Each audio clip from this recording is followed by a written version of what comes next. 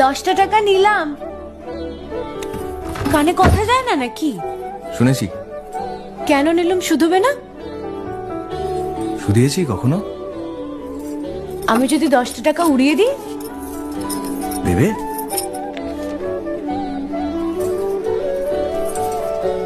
আমি তবে যাই। আমরা থিয়েটার দেখতে যাচ্ছি।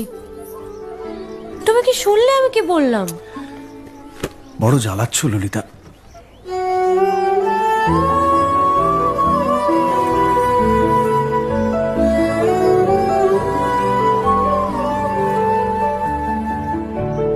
কি হয়েছে?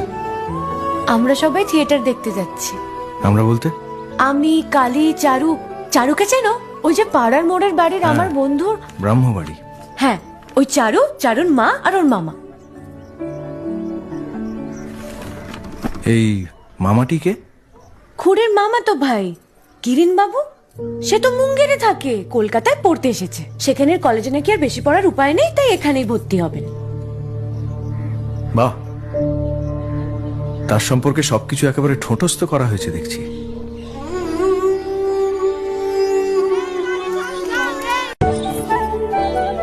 দশটা টাকা নিলাম।